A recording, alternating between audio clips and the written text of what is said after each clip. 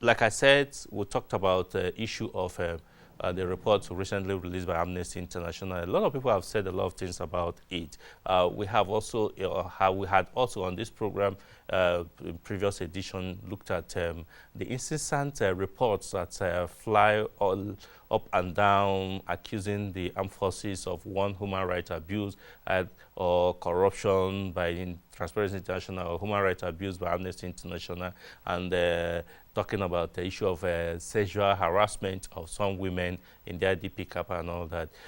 Some school of thought had said that these are just the real things behind the scene than those reports. But Security Watch Africa decided to find out what really is the issue, and we'll bring you this report on the report of the Amnesty International.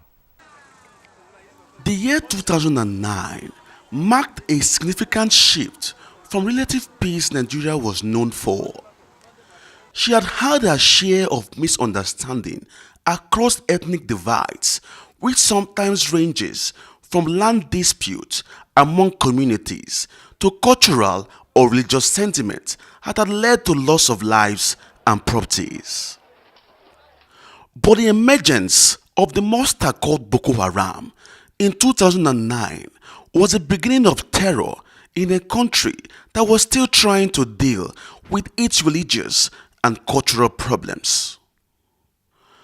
Boko Haram started as an ideological rebellion against the government of Nigeria, targeting its grievance on Western education, which they say was a root cause of corruption in Nigeria. This group, ranked by the United Nations (UN) as the most deadly group in the world, has unleashed terror on parts of Nigeria.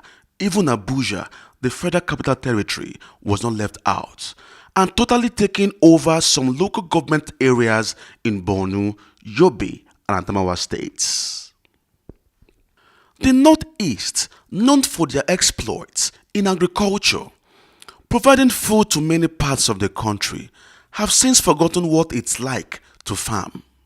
The lands have now turned to battlefields where blood flows like water. Thousands of lives have been lost, including men, women, and children. Wives have become widows, while children have been turned to orphans, leaving them to fend for themselves. This experience is one that has left most parts of the Northeast in total ruin. A total of 14.8 million people have been affected by the Boko Haram crisis. Over 1.7 million of these persons are internally displaced, with the most adversely affected being children and women. The federal, state and local governments of Nigeria have continued to do all in its power to put an end to these dastardly acts and restore normalcy to the region. This they have done through the deployment of the armed forces to deal decisively with the terror group, with the aim of bringing it to its knees, and also provide shelter and relief materials through the National Emergency Management Agency (NEMA) and the State Emergency Management Agency (SEMA). The Nigerian Army, saddled with the enormous task of protecting the territorial integrity of the country and also to assist in the internal security of lives and properties of Nigerians, has risen gallantly to defend and fight for the unity of the country. The pride of the nation, the Nigerian Army has not failed to live to its constitutional responsibilities. It has since liberated the three northeast states of Borno, Yobe, and Adamawa from the bondage of Boko Haram, with the deadly sect retreating into Sambisa forest for refuge. It must, however, be noted that the Nigerian Army did not only liberate the northeast states, it also took the battle to the enemy's camp right inside Sambisa forest to ensure that Boko Haram is completely wiped out. The Nigerian Army is not only winning the war on insurgency and terrorism, it has also catered for the welfare of internally displaced persons. The Army has continued to provide outer security services for the IDP camps to ensure that intruders are kept at bay. They have also provided schools for children in the IDP camps, as most of them have not been privileged to go to school before now. As part of its non-kinetic war strategy, Nigerian Army has provided drinkable water for those in the IDP camps and some liberated communities to prevent breakout of communicable diseases. Recently, the Amnesty International released a report alleging that women and girls are being raped and abused by personnel of the Nigerian Army and civilian JTF. The Nigerian presidency says that the report of the Amnesty International alleging human rights violation by Nigerian security agencies is battling credibility, falling vehemently short of evidential narration.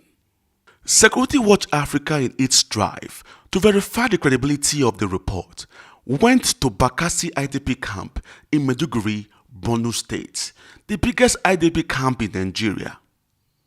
We met with the chairman of the IDP camp, Alhaji Ibrahim Salihu.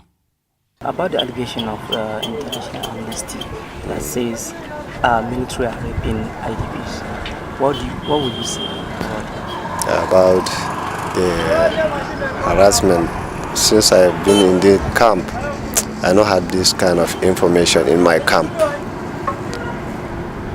In fact, I was in the camp since 18 September 2014, but not any type of these challenges. We didn't see it in my camp.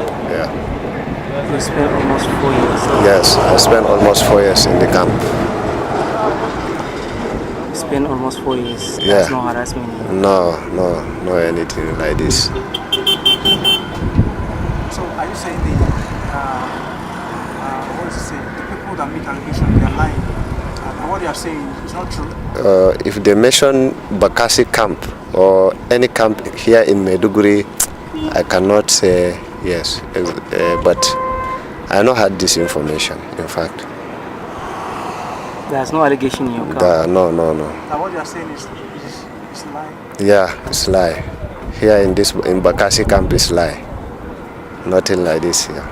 Security Watch Africa team also spoke with a retired army officer who currently is into legal practice, Colonel Bernard Owabuichi Okorie.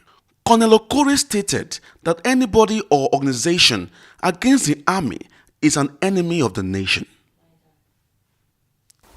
One thing is so clear.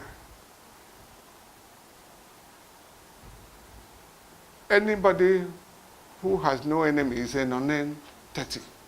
I would advise my countrymen, Nigerians and every other person, to see such people who are cooking up allegations here and there against the military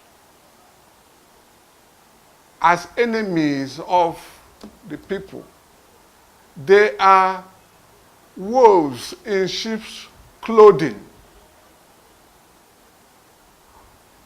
You could ask yourself,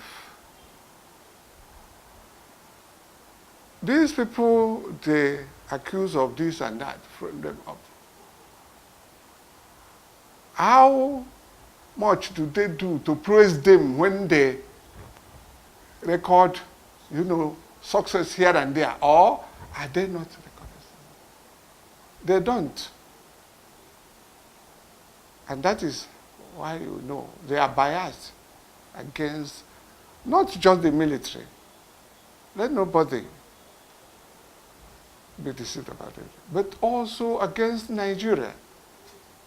He called on all to join hands and fight insurgency by giving the Nigerian army relevant information to help defeat Boko Haram. A security consultant, Mrs. Yemisi George Amadine, said negative reports demoralizes the soldiers in the battlefield, stressing that they are humans. Security is everybody's business. We have to join our hands together to work positively with these people and praise their effort I'm sure most of those people talking, if you ask them to go to Zambiza forest, for instance, they will automatically fall ill. But you know, it's, for me, we should put our hands together, do what we need to do, and help them to do their work the way it should be done, and give them all the encouragement that is needed at this time. She further stated that even if the reports were to be true, it did not follow the proper channels of communication. Security Watch Africa team spoke with some persons off camera who disclosed that since the assumption of office as the Chief of Army Staff, Lieutenant General Tunku Yusuf Buratai takes the issue of indiscipline and human rights abuses seriously. As is evident in the different probe panels, committees, and court-martials established to curtail the excesses of officers and soldiers.